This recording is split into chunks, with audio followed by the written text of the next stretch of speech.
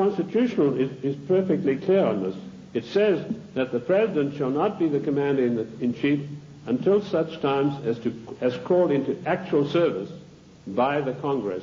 And in my studies I came across this proviso that could only happen after a careful 5-step declaration of war mandated by the Constitution. And that is the sum and substance of the President's war-making powers.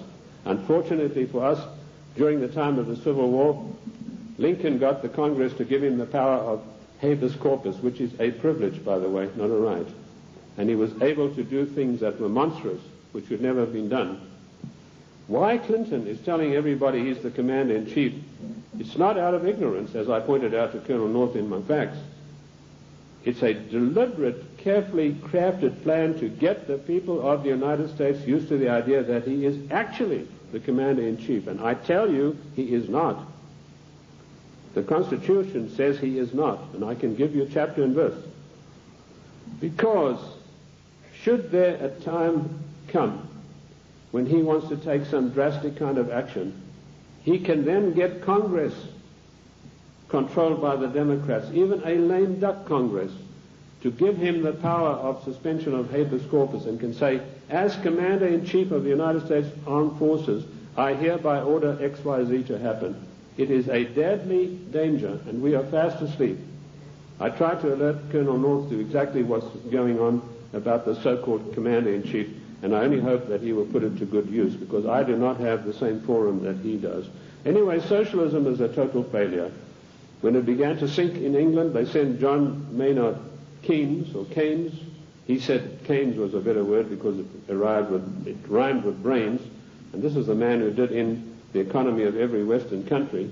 And he came to the United States, and by his charm and good looks, he was a tall, well-spoken English gentleman, immaculately suited, connoisseur of wines and cheeses. And it was said of him that there was not a single lady who could resist his amorous advances. He was able to charm Roosevelt into giving the British government $3 billion to prop up their socialist programs. That wasn't enough. They then sent Harold Lasky and John Maynard Keynes for a second handout. This time they got $7 billion. And when Roosevelt was asked about this, he said, let's forget all of those silly little dollar signs. And the same thing is happening today in the field of foreign endeavor. We find a president giving away billions of dollars in foreign aid, which he is not entitled to do. I have searched the congressional records, the congressional globes, the annals of Congress, to find out if there is an empowerment for the federal government, our Congress, to dish out billions of dollars every year like a Santa Claus to foreign nations. And I could not find it anywhere. And where the Constitution is silent on a provision, it means it is a prohibition of that provision. What I did find was that when President Monroe was trying to get us involved in Latin America, he tried to get some money sent down there. And the Congress stood on its hind legs and said, this is a matter that's out of your purview. This is a matter for the Congress, and we deny you foreign aid because it's not constitutional. And that is what set Monroe at variance with the Congress. If you know his history, he spent his entire life fighting the Congress over that issue. Nothing has changed. The Constitution of the United States is immutable. I violently disagree with Justice Ginsburg, who says the Constitution is flexible. The Constitution is not flexible. Our founding fathers meant it to be an immutable document that would stand the test of the ages of time and foil people like William Jefferson Clinton and Roosevelt and every other dictator that is going to follow, unless we stand up and take back our states' rights.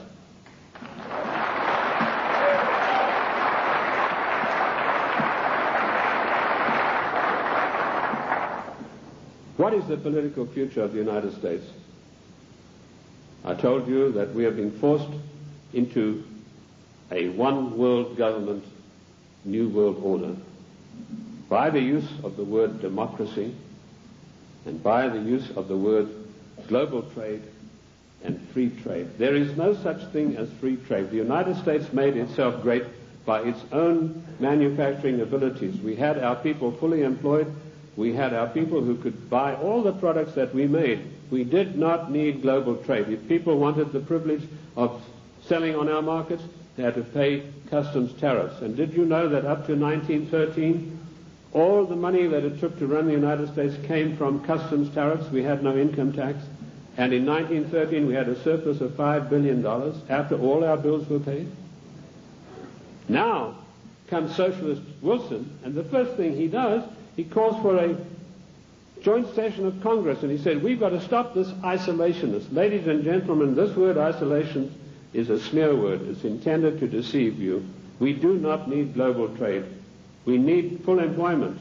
We need our people back in full-paying jobs. We need our industries revitalized.